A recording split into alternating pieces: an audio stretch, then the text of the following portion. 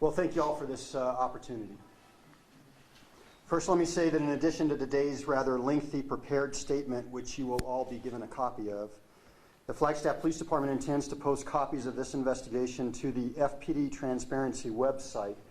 And just to make sure that that is accurate, we have that written on the whiteboard over here to my left. Those postings will be made immediately following today's press conference, and I'm confident that all of your questions regarding this investigation and what has transpired will be answered in those documents. Again, thank you for this opportunity to provide an update on an incident that occurred on November 16th with Officer Bonar of the Flagstaff Police Department. On that date, Officer Bonar arrested Marissa Morris for aggravated assault and resisting arrest following a stop and detention that he made regarding warrants he believed she had at that time. During this detention, a struggle occurred. Acquaintances of Miss Morris began filming the encounter, and a video of the incident was recorded showing Bonar striking Miss Morris in the face. This video was released later that day on social media. The warrants Bonar originally contacted her for were later found to have been served on October 18th of 2016. Miss Morris was booked that day for aggravated assault and resisting arrest.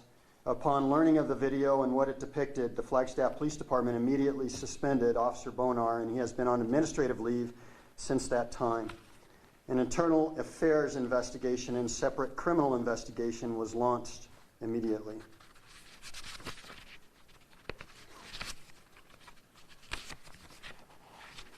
In today's statement, I will be referring to findings solely related to the administrative investigation performed by the Flagstaff Police Department. The Northern Arizona University Police Department has been conducting the criminal investigation into possible assault charges on Officer Bonar. Additionally, a criminal investigator with the Coconino County Sheriff's Office has been reviewing the initial investigation plus any additional investigation performed by NAUPD in order to determine any recommended criminal charges on Miss Morris from this incident.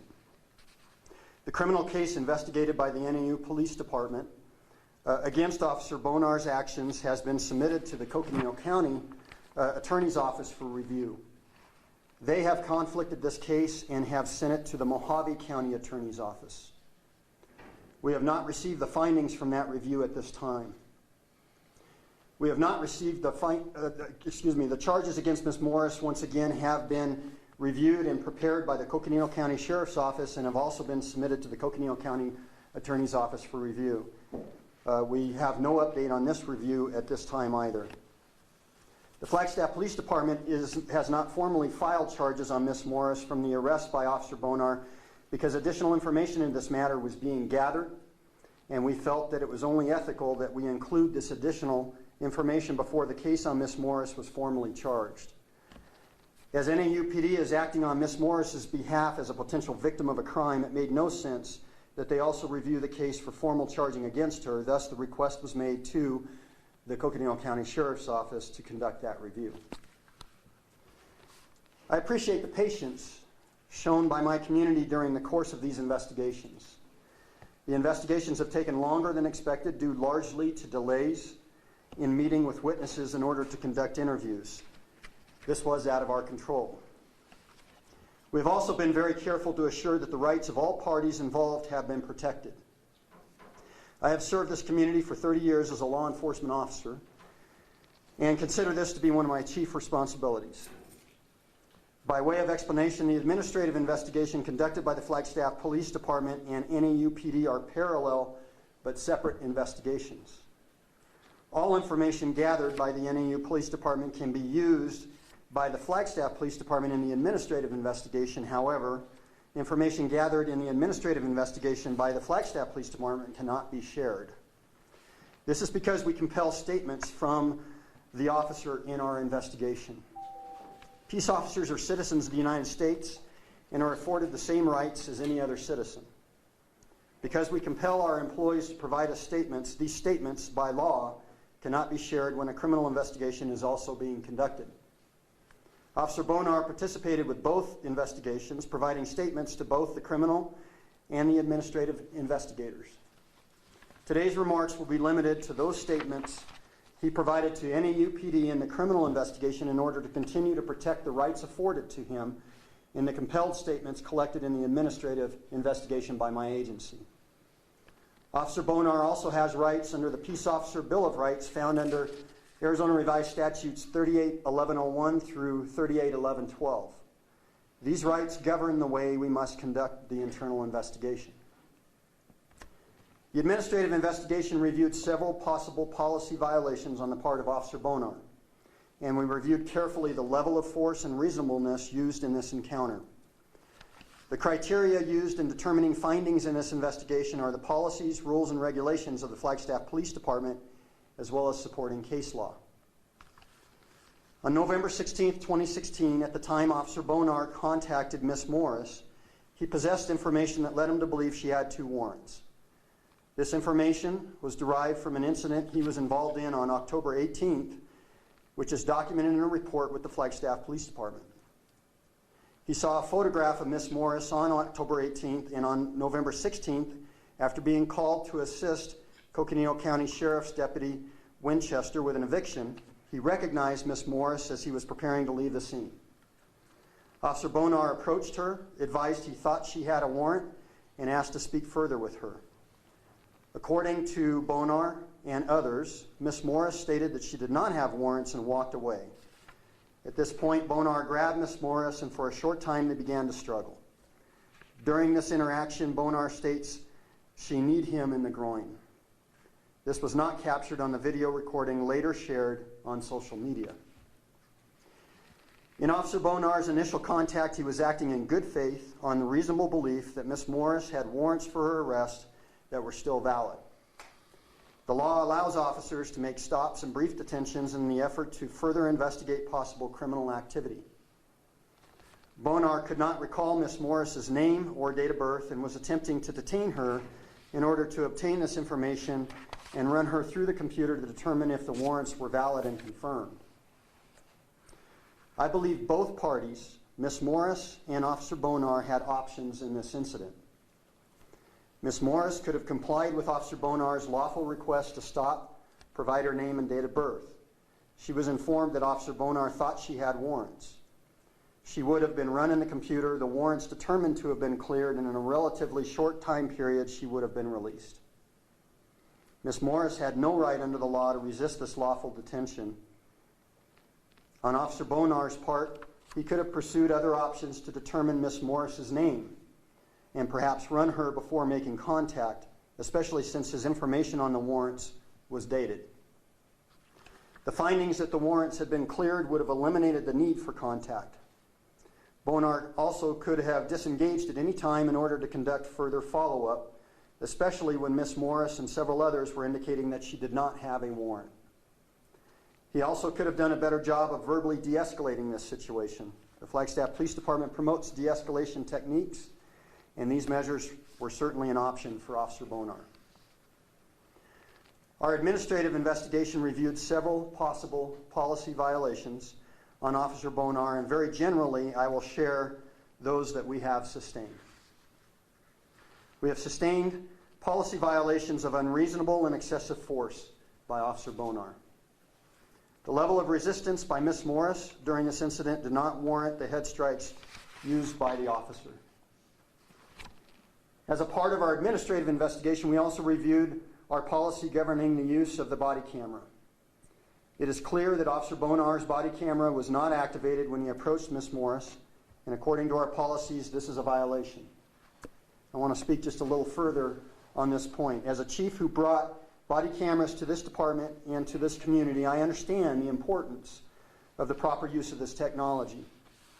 I have said many times, however, that just because an encounter is not on body camera does not automatically conclude that an officer is not telling the truth. I have also advocated for an understanding in those rare occasions where an officer during immediate exigency is confronting a life-threatening situation where they need to pay more attention to a violent subject or the incident than to the activation of the camera. I never want to attend the funeral of an officer because they were more concerned with turning on the camera than being aware of their surroundings in those relatively rare situations. There are continuing advancements in this technology, and I'm confident that there will be a day where manual activation of the camera will be a thing of the past. In the meantime, I will continue to insist that our officers adhere to our policies regarding the body cameras. In this situation, Officer Bonar shut off his camera after arriving to consult with Deputy Winchester. This is allowable under our policy. He then failed to reactivate the camera when he and Deputy Winchester contacted individuals related to the eviction, and again when Bonar approached Miss Morris. I find no excuse for him not activating his camera, and it is a clear violation of our policies. As a part of the disciplinary policies of the City of Flagstaff and the Police Department, my command staff reviews violations of policy and forwards to me a recommendation for discipline. In this case, their recommendation was for termination. On December 27th of 2016, Mr. Bonar was informed in writing of a notice of recommendation for termination, and a predetermination hearing was scheduled with me for this afternoon. At this meeting, Mr. Bonar would have been afforded the opportunity to present his views on the findings to me. I would have taken his presentation under advisement and then would have made a final determination on the discipline. At 9:30 this morning, before the scheduled predetermination hearing, Officer Bonar tendered his resignation effective immediately. In the City of Flagstaff personnel policies and according to due process, an employee has a right to voluntarily resign at any time prior to the predetermination meeting, and his resignation was accepted. The Flagstaff Police Department has concluded its administrative review and the findings regarding Mr. Bonar's actions. I have read this report and its findings, and I'm confident in the thoroughness and accuracy of that investigation. This investigation will remain on file as a matter of record with our office. Additionally, we have a professional and ethical obligation to report Mr. Bonar's separation from our department and our investigation to the Arizona Peace Officers Standards and Training Office. This is an office also known as POST. POST is the office governing the certification of peace officers in the state of Arizona. We will cooperate fully with the POST board in any review that they deem necessary in this case. Mr. Bonar's actions in this case are not consistent with the culture of our fine agency, our training, our mission, our oath of office, our values, or our policies. We remain, as always, committed to professional policing here on the Flagstaff Police Department, and Mr. Bonar's conduct is not reflective of the way we police in this community. I understand that the public confers legitimacy only on those whom they believe are acting in procedurally just ways. As promised, reports pertaining to this investigation once again will be posted to the website we created, which is found at http://fpdtransparency.com. Again, it is written on the board to my left. Those reports will include the investigations conducted by both the Northern Arizona Police Department, the Coconino County Sheriff's Office, and our own administrative investigation. There will be a few sections of our investigation redacted once again to protect Mr. Bonar's rights and to adhere to our requirements under the Peace Officer Bill of Rights found under ARS 381101 through 381112. I want to also assure my community that our department works hard to police professionally and prevent isolated incidents like this from occurring. The Flagstaff Police Department conducts full and complete background investigations on all officers hired, and we maintain very high standards on this department. We have best practice policies and train regularly on the application of those policies. I will conclude by thanking the Northern Arizona University Police Department and the Coconino County Sheriff's Office for their professionalism and their assistance in this case. As a law enforcement professional, I understand we must enhance the trust between the police and communities that we are privileged to serve. As law enforcement professionals, we have a responsibility to do what is right, and we are expected to get it right every time. This is a sad case where trust between the police and the community was impacted and a law enforcement career ended early. But the incident is not reflective of the professional, hardworking people of my agency or the high standards this department sets for professional policing in our community. I would like to thank the citizens of the City of Flagstaff for their patience with this process, for their understanding of the rights of all involved, and their continued support for our police officers. I will entertain a few questions, but may likely refer you to the large number of reports that we are currently posting for the sake of accuracy. Thank you. Is it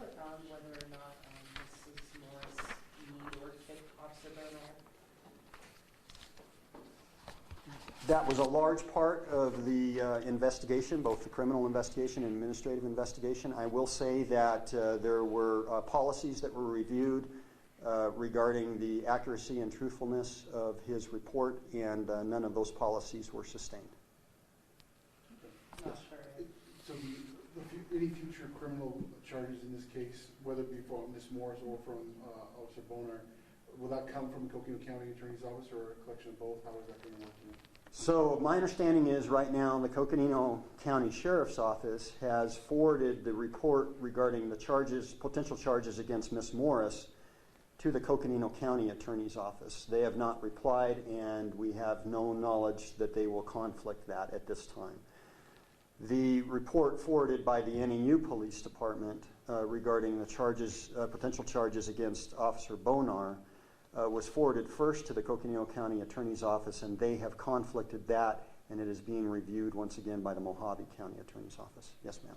I'm sorry, I'm not sure I followed your answer. Was there any evidence or any report from the witnessing officer, the sheriff that was there, that Ms. Morris kicked a knee? So there are a number of interviews that are on file and will be available for all of your review that we would be posting. There are conflicting statements regarding those interviews. So we have an interview with a witness who says that he saw something that appears as if Officer Bonar was in fact struck. We of course have Officer Bonar's statement, and then we have other statements from individuals who are saying that they don't think that it happened. Do you mind if I ask, do you know what the sheriff, there's a sheriff on the video who's also trying to get Ms. Morris to comply. Did his statement state that Officer Bonar was kicked or kneed by her? So his report has been available on the FPD Transparency website for some time. And his report indicates that he did not see this, but it also indicates that he may have been in a position where he missed it or didn't see it. Did anyone besides Officer Bonar see him get kicked?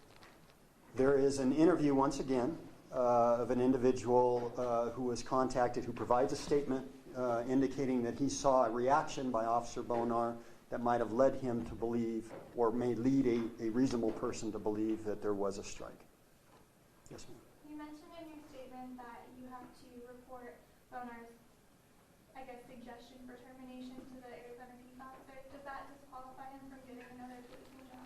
So that will be completely up to Arizona Post. So the Peace Officer Standards and Training Board will start by reviewing our report, and then they will make a determination as to whether or not they believe that his actions would constitute a review of his certification to be a peace officer in the state of Arizona.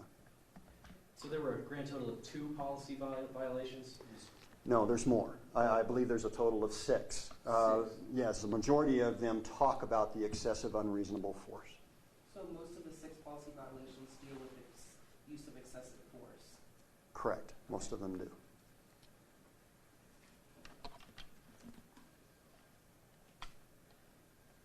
Any other Chief, questions? how do you, obviously you've taken great steps to try to, mend any damage with the community and sort of public perception. What next? I mean, are you hoping this is it, and then the public will kind of accept the degree to which you guys handled this? Well, certainly our transparency, the fact that the process worked, that we took this very seriously. We have policies in place. We hold our people accountable. So I'm certainly hopeful that our community will recognize that a mistake was made here. It was a critical mistake that won't be tolerated, and we're moving forward appropriately. So we are a learning organization at the Flagstaff Police Department, and so we will certainly take a very, very close look at this and do whatever is in our power to try to prevent anything like this from happening again. And I mean, you said that the criminal investigation is still being conducted, but you believe that as a police chief and reading your findings that this was a criminal mistake on behalf of your office? So I didn't go as far as saying that. Again, today's review is on the administrative policies that apply to what transpired here. So that's what I'm commenting on today. Once again, the criminal investigation has been turned over to the NEU Police Department, and so they've been conducting that. And it's not technically still under investigation. It's been released as well. It's under review by the county attorney. Give me a quick word on how difficult it is when you're reviewing what is on tape versus what's not, especially if the body camera is not rolling. You know, there was a call for a quick response by many people in society, quite frankly. And what I learned long ago is that you know, a short snippet of tape may not tell the whole story. So, you know, I owe it to our officers, I owe it to our community to conduct a full and complete investigation. And there was more to this story than just what was on tape. Certainly what was on tape was very concerning, and that's what led to our immediate response to place him on administrative investigation and conducting And what this would investigation. you have for Ms. Morris right now at this time? Well, I think I've covered it in the you know, in the statement. So I think that's been covered. Yes, ma'am. If the video were not captured by the civilian who did put it on social media, would we have had this type of robust investigation? Is this general policy, or would we have seen maybe something different? Flagstaff Police Department takes very seriously any complaints or concerns that we hear from our community. Each and every one of them is documented and investigated fully.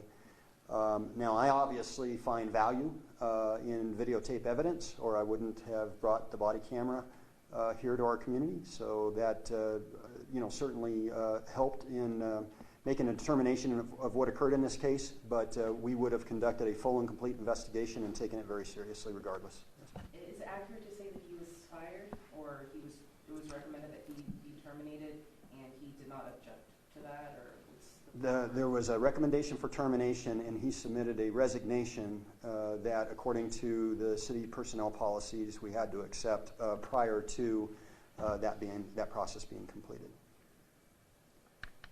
So I guess just to kind of wrap it up, as far as to make sure things like this don't happen, I know you said you work hard to prevent things like this, isolated incident. So what will be the case going forward? And I know you mentioned that manually turning on that body camera, will that be something that you're working on going forward?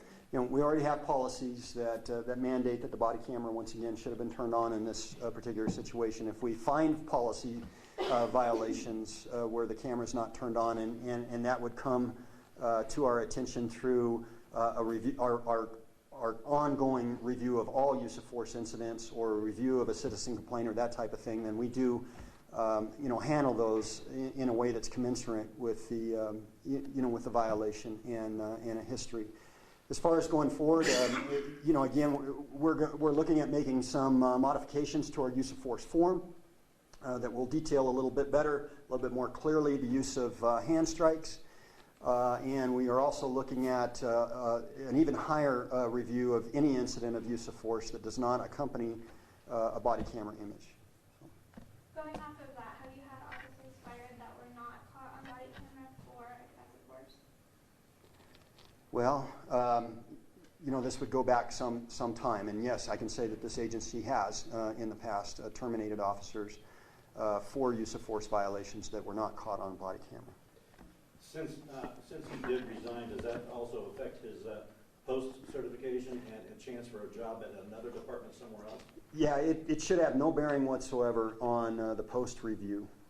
Is this going to be something that would follow him in a record when he applies somewhere else? It will be a record of in our agency, and it's very typical that other law enforcement agencies will contact us when there's an employee that they're looking at that was previously an employee with the Flagstaff Police Department. Yes, ma'am. Was it a coincidence that the community liaison committee was created and having a meeting next Wednesday, or is it just? That's a complete coincidence. We've held public meetings once a quarter, and so that meeting's been on the books since prior to this incident. Yes, ma'am. Is there something else that could have happened after the termination was recommended? What would change? Like, what would keep him employed with the police department? Is there anything that could have, if he didn't submit that letter of resignation? Well, again, the process is he would have been afforded an opportunity to state his case with me. I would have given his words or his presentation, you know, some evaluation, and then I would have made the final determination. So there was a chance, if maybe he submitted his case to you, that he could have stayed with the department. Do you have an opinion on that? You know, I really can't offer an opinion on that because I wasn't afforded that opportunity. All right, I'm going to wrap it up at that point. Thank you all very much for your attention. I appreciate you being here.